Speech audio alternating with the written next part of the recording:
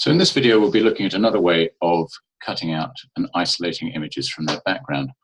It's particularly easy, of course, when the background is uniform. This is a photograph taken on a mobile phone from a colour plate of a drawing of grass. And in fact, botanical art works very well in naturalistic settings in PhotoShop, simply because it's so clean and so precisely drawn.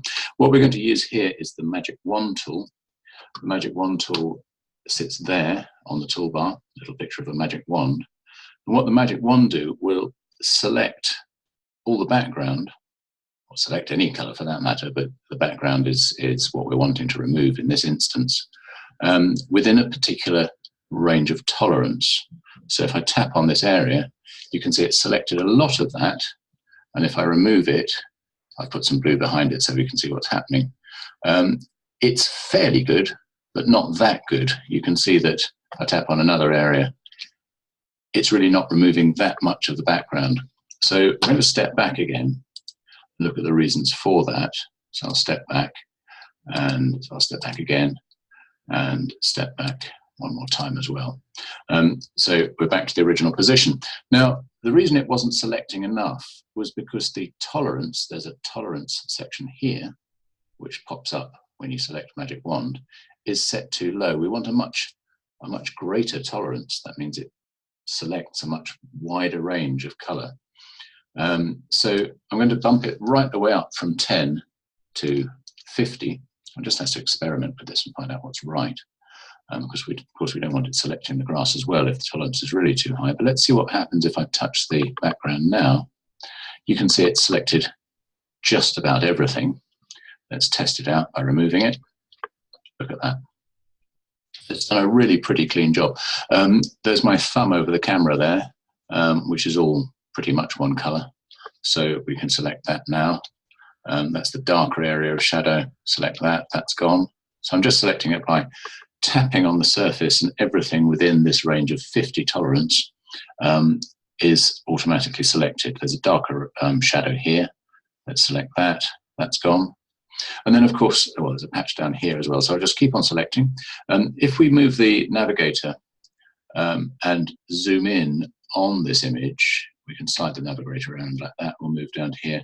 We can see that, of course, these isolated areas of colour have not been selected. So tap, remove, tap, remove,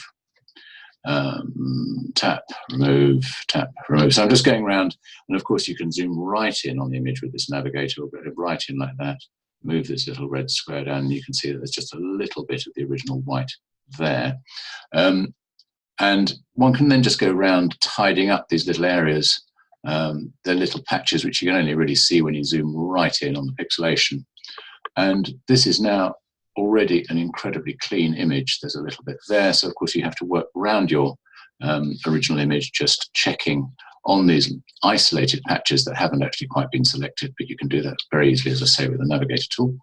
If we move up this grass stem here, you can see that all these areas which were closed off by the grass seeds themselves have been kept isolated and therefore have not been reached by the magic wand.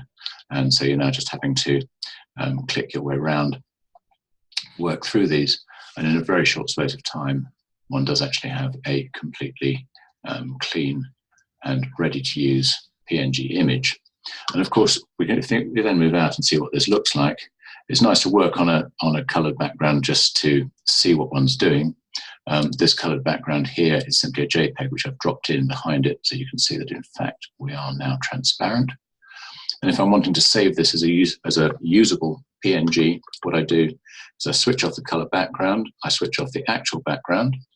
I will, just to really tidy up this image, go into the rubber, choose a small rubber, make it very hard so I'm very clean and accurate with it, and start to just rub out. There's a technical diagram of a seed there, there's a letter C there that we don't want, there's a little bit of unnecessary detail there, and a B there which can go. So that's now clean, and in order to use this as a PNG, as a file which we then save, we crop it into there and crop it into there, and we've now got a nice clean image.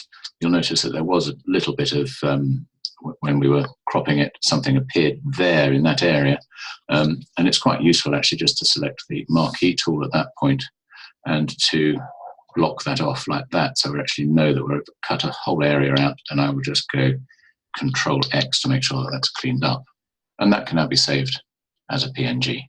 And you can see that that works as a PNG in its own right, because we can copy it. Let's just copy it, see what that does. Yeah. See, so we do now have independent images floating across each other, and these can be used indefinitely in separate files. So that was the Magic Wand tool.